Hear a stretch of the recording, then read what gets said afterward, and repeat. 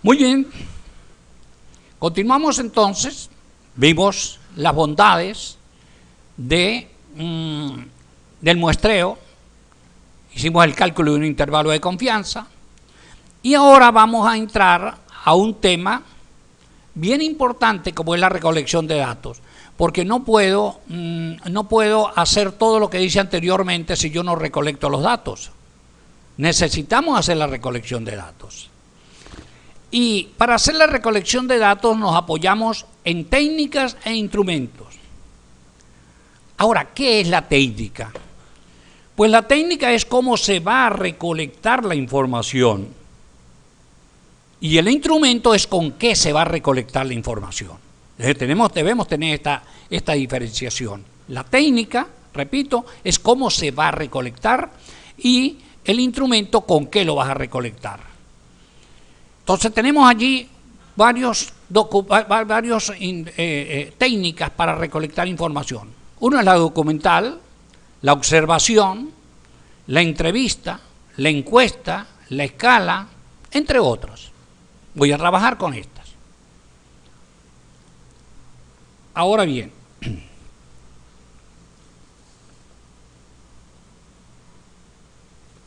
en el caso de la documental, pues bueno, ya lo conversamos la vez pasada, que es cuando tenemos que hacer revisiones hemerográficas, documentos, etcétera, ¿no? Pero en el caso de la observación, vamos a trabajar un poquito esto.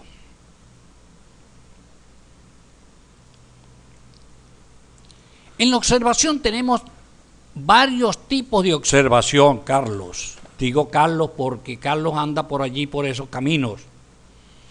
Tenemos la natural, tenemos la estructurada, tenemos la experimental de campo y tenemos la observación participante. La natural, en la natural el espectador no interviene. Cuando Carlos está observando aquella fotografía del oro, no interviene para nada, solamente está observando. En la estructurada, el observador va a dar una serie de pautas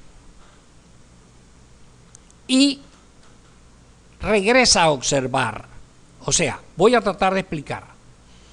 Cuando digo una serie de pautas, vamos a suponer que estamos en un instituto y hay grupos con problemas de indisciplina serios. Y los observamos cuando están en el recreo, en el descanso, en el receso, como lo llamen allí. Entonces damos una serie de orientaciones para mejorar el problema de la indisciplina, para disminuir el problema de la indisciplina. Dimos toda esa serie de pautas. No fuimos naturalmente a observarlos para ver qué surgía, cuáles eran los problemas de disciplina de indisciplina que estaban surgiendo. No, dimos pautas para que se corrigiera y regresamos nosotros como investigadores a observar. Y nos damos cuenta entonces, en ese momento nosotros intervinimos porque dimos una serie de elementos, de orientaciones para que no existiera determinado comportamiento. A eso se le denomina una observación estructurada. Y la observación experimental de campo es cuando, bueno, preparamos a un grupo para determinado aspecto y tenemos un grupo control para obtener la comparación y luego observamos esos dos grupos. Y la observación participante es cuando yo no me quedo solamente observando, sino que yo me integro al grupo. Por ejemplo, el caso del árbitro en fútbol, el árbitro en cualquiera de los juegos, pues está dentro, sobre todo en el del fútbol, él está participando allí, él está integrado con ese grupo y está observando lo que está pasando, el que cometió la falta, en fin. Y lo propio pasa en las empresas. Y en las empresas muchas veces se incorpora a uno de los mismos empleados para que observe a otros trabajadores porque bueno, está ocurriendo algunas anomalías, como por ejemplo que esté saliendo el material con deficiencia, etcétera, ¿no? Entonces, para ver qué está, entonces está integrado el observador allí. Esos son los tres tipos, esos son los diferentes tipos de observación. Y así como estoy trabajando en este momento la observación, pues vamos a ir trabajando cada uno por separado. Ahora bien, vamos a partir de este ejemplo. Una conducta que se va a observar es la convivencia de un docente con sus compañeros de trabajo. Esa es la conducta a observar. Ahora, hay que establecer el objetivo. Ahí volvemos a caer en lo que hemos venido hablando desde siempre, ¿no? Recolectar información sobre el nivel de convivencia de un docente de educación básica con sus compañeros de trabajo en una determinada unidad educativa. Ese es el objetivo. La conducta es convivencia del docente con su compañero. Y ahora el objetivo es recolectar información sobre el nivel de convivencia. ¿Cómo lo vamos a hacer? Lo vamos a hacer a través de la observación. Ahora, obviamente, lo que vamos a hacer nos va a indicar si necesitamos observar o necesitamos de otro instrumento, o necesitamos hacer observación y otros instrumentos más, que es lo ideal para que pueda haber la triangulación. Ahora bien, vamos a ver cómo se hace esto. Lo primero que hay que hacer es buscar las categorías y los rasgos de esa conducta. Anteriormente en una oportunidad vimos la operacionalización de variables. Y aquí vamos a descomponer esa conducta en categorías y rasgos. No es operacionalizarla.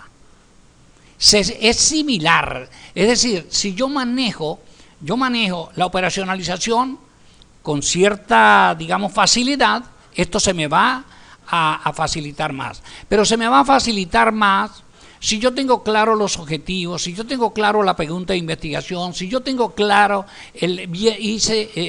tengo bien claro mi teoría para cada una de esas variables o de esas conductas, en este caso, en el marco teórico. Si eso yo no lo he trabajado bien, yo no puedo llegar a hacer esto. Es difícil, o sea, no es que es difícil, no lo puedo hacer simple y llanamente. Entonces, aquí tenemos, por ejemplo, una de las categorías es la sociabilidad. Dentro de esa convivencia, obviamente, y los rasgos son 4. Participa en actividades culturales desarrolladas en la institución, comparte con sus compañeros de trabajo durante la realización, es amable con sus compañeros de trabajo. Aquí tenemos 3 rasgos para esta categoría que se llama se llamó sociabilidad. Luego vamos a ver, hay otra categoría que es trabajo cooperativo.